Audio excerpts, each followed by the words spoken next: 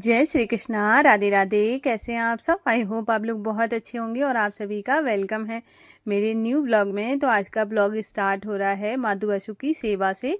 तो अभी मैं उनको स्नान करा के ले आई हूँ, उसके बाद अब बारी है उनका श्रृंगार करने की। तो हमारी एक सखी का कमेंट आया था कि क्या हम मतलब डेली श्रृंगार करें, और आपका जब माधु बसु का श्रृंगार निकल जाता है तो आप क्या बार बार श्रृंगार करती हो या करवाती हो, ऐसा कुछ कमेंट था। तो फिर मैं आपको बता देती हूँ कि जैसे क्या है ना, माधु बासु जैसे बासु जब आया था तो बासु के साथ श्रृंगार होके आया था। माधु का हमने बाद में कराया है। और इसके बाद है ना, तो जैसे उनका श्रृंगार में क्या होता है कि लाइनर जो है, मुझे जब आए थे बाशु तब जो लगा था वो मुझे पसंद नहीं आया था, तो मैं इस वजह से उनको आईलाइनर लगाती हूँ। और उसके बाद लिपस्टिक तो उनकी थोड़ी बहुत निकल जाती है क्योंकि हम उनको खिलाते पिलाते हैं, जिसकी वजह से जो लिप का कलर था वो थोड़ा सा निकल गया है, जिसकी वजह से मैं उनको लिपस्टिक लगा देती हूँ 1-2 दिन के बाद से। तो लिक्विड लिपस्टिक का यूज़ करती हूँ, लाइनर है, बस यही उनका श्रृंगार रहता है, इत्र रहता है। और बस यही 2-3 चीज़ें हैं, बाकी पोशाक वगैरह जो होती है, ज्वेलरी वगैरह, ये तो एक अलग बात है। तो ऐसे मैं उनका श्रृंगार करती हूँ। और मुझे बहुत ज़्यादा, जैसे माधु को ज़रूरत नहीं पड़ती है श्रृंगार की, फिर भी मैं करती हूँ, उनका पूरा लगा हुआ है, उनका अभी तक कुछ भी नहीं निकला है। तो लेकिन मुझे पसंद है कि मैं उनको लगाऊँ, तो इस वजह से फिर मैं उनका भी श्रृंगार करती हूँ। और जब मैं करती हूँ तो उनकी आंखें बिल्कुल चमक रही होती है, बहुत अलग दिख रहे होते हैं। तो मुझे बहुत ज़्यादा अच्छा लगता है श्रृंगार करना, सेवा करना। तो थोड़ा सा टाइम भी निकल आता है प्रभु के लिए, थोड़ा बहुत हम टाइम निकाल लेते हैं, उनके पास बैठते हैं, उनकी सेवा हो जाती है। चलो इसी बहाने ही सही, कम से कम है ना, उनका अगर श्रृंगार निकलेगा नहीं तो हम सेवा करेंगे कैसे। और ये बहुत बड़ी सौभाग्य की बात होती है कि हम अपने हाथों से प्रभु को संवार रहे हैं और उनका श्रृंगार कर रहे हैं, और तो ये एक सौभाग्य की बात है। तो मैंने अभी इनका माधु बसु का अच्छे से श्रृंगार कर दिया है, उनको ज्वेलरी वगैरह सब धारण करा दी, उसके बाद इत्र लगाया। अब बारी थी उनकी दर्पण सेवा की। तो दर्पण सेवा बहुत ज़्यादा ज़रूरी होती है। जैसे हम जब तैयार होते हैं, फिर हम है ना मिरर के सामने जाते हैं, खुद को देखते हैं, तो है ना अच्छा लगता है कि मैं कैसी दिख रही हूँ। वैसे भगवान जी को भी हम जब दर्पण सेवा देते हैं तो उनको पता चलता है कि मतलब कैसे वो दिख रहे हैं। तो आज है ना, जैसे ही मैंने ना माधु के वो लगाया चंदन, वैसे ही उनका चंदन बह गया। तो फिर मैंने उनको पोंछा, और उसके बाद फिर मैंने दोबारा से, जब उनको थोड़ा सा मुझे लगा चंदन थोड़ा सा गीला गीला उनके ऊपर है ना, जैसे थोड़ा रेड कलर ज़्यादा अच्छा लगता है, तो मैंने चंदन लगाने के बाद थोड़ा सा रोली लगा दी, रोली भी मतलब फैल गई। तो मैंने कहा आज यह मन नहीं है लगवाने का। तो ऐसे कभी कभी ना ऐसे बहुत ज़्यादा नाटक करते हैं। तो यहाँ पे मैंने तैयार करने के बाद, उसके बाद अब भोले बाबा को भी जल चढ़ाया, उसके बाद आरती करी। और ये भोले बाबा का जो मैंने बनाया है, ये बहुत सब लोगों को पसंद आ रहा है, और मुझे बहुत ज़्यादा खुशी होती है कि मैंने कम से कम इतनी अच्छी चीज़ बनाई है जो कि सबको पसंद आ रही है। और सबसे बेस्ट बात है कि हम जल चढ़ा सकते हैं, मतलब आपको जल चढ़ाने के लिए कोई बर्तन यूज़ करने की ज़रूरत नहीं है, हम डेली उन पे जल चढ़ा सकते हैं, उनकी सेवा कर सकते हैं।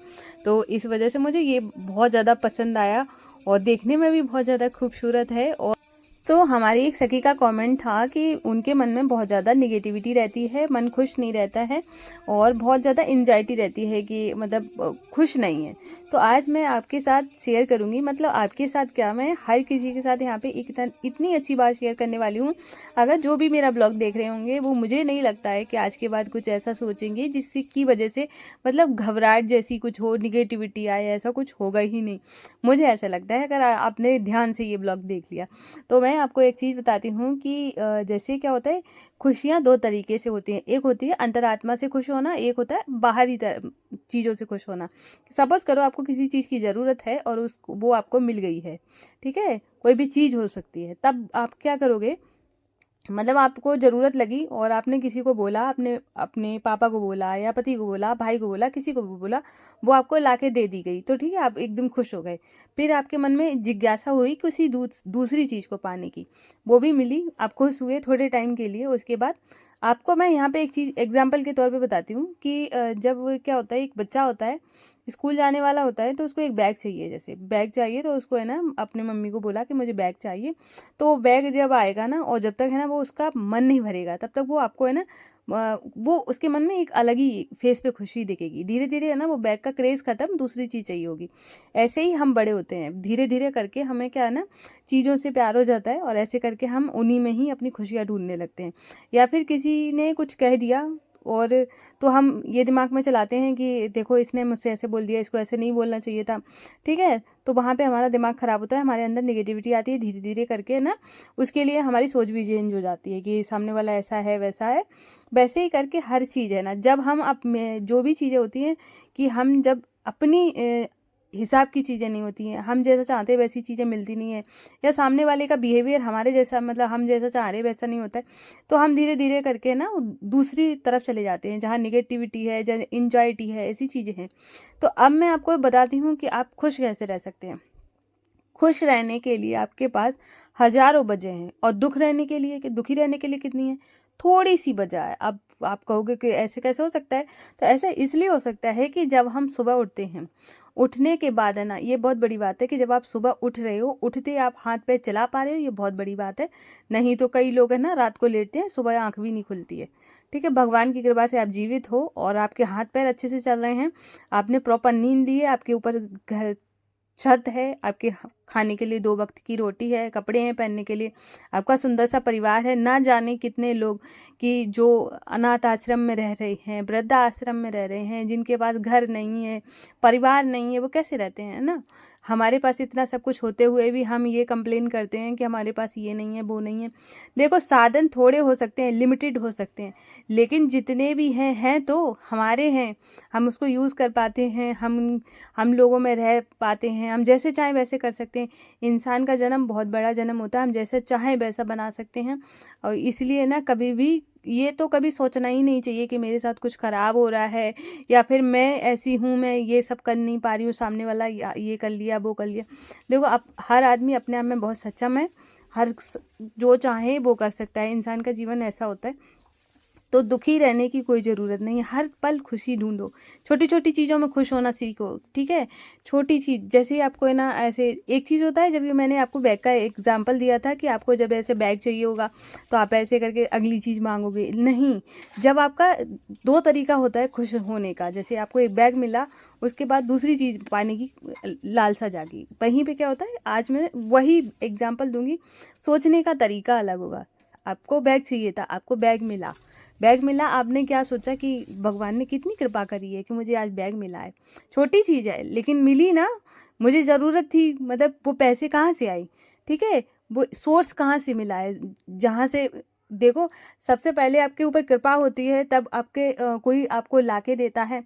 अगर आपके किस्मत में और उनका जैसे होता है ना, भगवान का अगर अगर आप ये चीज़ें मानते हो, आपको उनका आशीर्वाद नहीं है, तो आप है ना तिनका भर कुछ नहीं खा सकते हो, ना ला सकते हो, ठीक है। तो जब आपको छोटी चीज़ मिलती है तो आप वहाँ पे धन्यवाद देते हो, जब आप धन्यवाद देते हो तो वो चीज़ें अलग तरीके से काम करती हैं। आपको छोटी आज बैग मिला है, कल को और चीज़ बड़ी मिलेगी, ऐसे करके मिलना शुरू हो जाती हैं।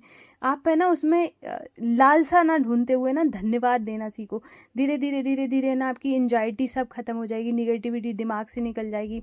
आपको लगेगा कि कितनी मेरा जीवन कितना सुंदर है, मुझे जो चीज़ें मिली हैं वो मैं कितनी भाग्यशाली हूँ जो मुझे ये सारी चीज़ें मिल रही हैं। इसलिए ना कभी भी उदास होने की ज़रूरत नहीं है। देखो, ऐसा कोई भी इंसान नहीं जिसके जीवन में दुख नहीं है।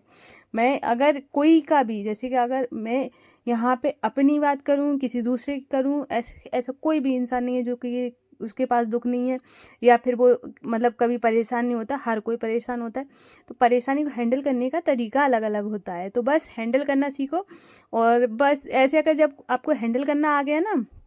और हाँ, मैंने एक बात और कही थी कि कोई अगर आपको कुछ बोल देता है, तो देखो क्या होता है कि जैसे कोई ने आपको कोई बात बोली, तो आप चुप रहिए। ज़्यादा अगर आप उसकी चीज़ को ना बार बार अगर आप क्लैरिफिकेशन देना शुरू करेंगे, तो आप कभी भी किसी के, अगर मान के चलो सामने वाला बहुत ज़्यादा बातूनी है, बहुत ज़्यादा बातें बनाता है, तो आप सोचो कि जीत जाओगे, तो जीतने का तो कोई सवाल नहीं उठता। इसलिए ना अपने आप को थोड़ा सा साइड करो, अपने बारे में सोचो, वो ज़्यादा ज़रूरी है। जैसा आप सोचोगे वैसे आप बनोगे, और अपने आप को खुश रखो। अगर आप खुश रहोगे, हेल्दी रहोगे है, और हमेशा सही रहोगे। और आज है ना, आज का जो ब्लॉग था, वैसे तो वेट लॉस पे चल रहा है, और तो सेकंड दिन था, और आज मैंने सुबह में ना कटहल की सब्जी खाई थी, जो कि मैंने रिकॉर्ड ही नहीं कर पाई। हमारे यहाँ पे लाइट बार बार जा रही है, और आज का पता नहीं थोड़ा थोड़ा करके ऐसे ब्लॉग शूट हो रहा है, क्योंकि बार बार लाइट चली जा रही है, और आंधी आई थी। और शाम में भी आज, जैसे मैं अभी वॉइस ओवर दे रही हूँ, तो अभी भी आंधी तूफान जैसा ही है, तो बार बार लाइट रुक ही नहीं रही है। जिसकी वजह से, और जैसा कि मैंने कल बताया था, सेम आपको रूटीन फॉलो करना है, कुछ भी नहीं है। सिर्फ आपको बस जो चीज़ें मैंने बताई थी, जिन्होंने ब्लॉग नहीं देखा है वही आप देख लेना। और तो इस वजह से हो सकता है कि ऐसे मतलब अभी जैसे कि टाइम जो चल रहा है आंधी तूफान वाला ही चल रहा है, तो कभी ऐसा हो जाए तो आप ऐसे मत सोचना कि आज क्या करना है। मतलब मैंने जैसा फर्स्ट डे बताया कि आपको क्या करना है, वैसा ही सेम डे करना है। जब भी कुछ खाना है, खाना खाने के बाद आधे घंटे बाद आपको कोई गर्म चीज़ लेनी है और कोई भी ड्रिंक वगैरह बना के पीनी है, ऐसे करके ग्रीन टी मंगा के रख लीजिए। यही सब करना है, आपका वेट लॉस गारंटी से होगा। और खुश रहिए, खुश रहने से आप अंदर से ग्लो करेंगे। आपको अच्छा लगेगा कि मेरी लाइफ कितनी बेहतर है, कि मैं और कुछ भी पाने से पहले ना आप उसको सोच लो कि ये मुझे मिल चुका है या मुझे मिलने वाला है, ये पक्का मुझे मिलेगा, तो वो मिलता है। ठीक है, और तो भगवान पे भरोसा होता है ना, तो वो हर चीज़ से बाहर निकल जाते हैं। तो आज है ना, शाम को है ना, सब बच्चों का मतलब सब बच्चे मतलब माधु असु तो मेरे बच्चे में ही हैं, तो 4 बच्चे मेरे तो एक कमेंट आया था कि दीदी आपके कितने बच्चे, तो मैं वैसे तो देखो माधु असु मेरे जो ये दोनों बच्चे हैं, ये कृष्णा मेरा भतीजा और निष्ठू है ना, ये है, तो 4 बच्चे हो गए घर में। और जब भी मैं कोई चीज़ लेती हूँ ना, तो मैं कभी भी ये नहीं सोच के बनाती हूँ या लेती हूँ कि माधु अशु वाला मैं पता भूल जाती हूँ कि ये तो मतलब इनका जो इनको हम भोग लगाते हैं ये तो हम ही खा लेते हैं। मुझे बिल्कुल याद नहीं रहता है कि मतलब ये वाला जो है वो मैं जब जैसे कुछ कोई भी चीज़ लाती हूँ तो उनको बोल के, जैसे माधु अशु का ये खाने के लिए है, तो मुझे बिल्कुल याद थोड़ी ना होता है कि ये चीज़ें है ना वापस ही मिल जाएंगी। मैं अगर जैसे काउंट करती हूँ, तो जैसे मान के चलो कोई भी चीज़ आई है जो कि ऐसी चीज़ है जो हमारे घर में 8 मेंबर है, तो 10 आएगी, तो 10 में मुझे बिल्कुल ये दिमाग में ही नहीं रहेगा कि चलो कोई बात नहीं 10 ही आ जाएगी तो 2 बाद में हम लोग खा लेंगे। लेकिन नहीं, हर बार आएगी तो 12 ही आएंगी, ऐसे करके आती है। कि माधु अशु का इतना ज़्यादा दिमाग में रहता है कि मतलब एक इंसान की तरह मतलब ऐसे रहता है, तो हमेशा ऐसे ही होता है। तो वो क्या है ना, अभी मैंने उनके लिए पास्ता बनाया, बिना प्याज लहसुन का बनाया है। अभी तो बॉईल करने के लिए रख दिया है। और आज मैं आपको बताती हूँ कि अब जैसे कि ना आपको वेट लॉस का बता रही हूँ, तो ऐसा नहीं कि मैं पास्ता नहीं खाऊंगी। मैं ऐसी कोई चीज़ नहीं है जो खाती नहीं हूँ, सारी चीज़ें खा लेती हूँ। और खाना खाने के बाद है ना, बस मैं इसके बाद है ना कोई सा कुछ पी लूँगी, जैसे कि ब्लैक कॉफ़ी वगैरह कुछ भी। तो ये जो चीज़ें हैं वो ज़्यादा मुझे नुकसान नहीं करेंगी।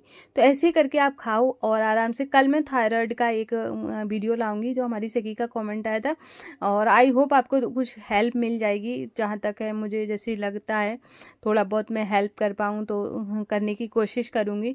तो आज का ब्लॉग तो पहले शूट हो गया था, वॉइस ओवर दे रही थी, तब अचानक से आपका कमेंट देखा, इसलिए इसमें इंक्लूड नहीं किया है। कभी कभार बताते बताते इतना लंबा हो जाता है कि पता चला ब्लॉग ही ख़त्म हो गया, तो ऐसे हो जाता है। तो अभी मैंने दिया रख दिया है बाहर, आज दिया नहीं रखा, को बारिश हो रही है। और उसके बाद अभी मैं बनाऊँ, आज का जो पास्ता था ना इतना टेस्टी बनाया, इतना टेस्टी कि क्या बताएं, सबको पसंद आया और इतना स्पाइसी बना, और मतलब मुझे तो इतना ज़्यादा अच्छा लगा क्या बताऊँ। तो यहाँ पर है ना मैंने ऑयल डाला था, उसके अभी ऑयल डालने के बाद है ना टमाटर और डाल दिया, हरी मिर्च मैंने नहीं डाली थी, चिली फ्लेक्स डाली थी। और इसके बाद है ना हरा धनिया वगैरह, तो और जो पास्ता मसाला होता है वो मैं बाद में डालूंगी जब माधु अशु के लिए पास्ता निकाल लूँगी।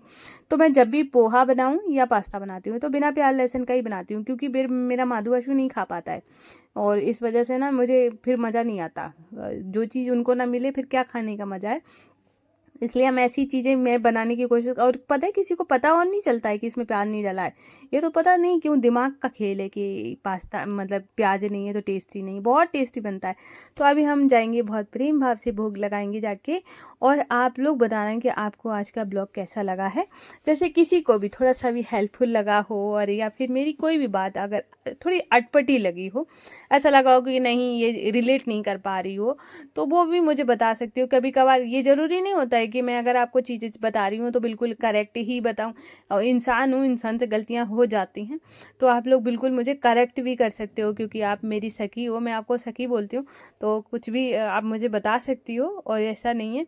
तो अभी हम इनको प्रेम भाव से भोग लगाएंगे और इस ब्लॉग को यहीं पे एंड करूँगी। फिर मिलती हूँ। राधे राधे, जय श्री कृष्णा।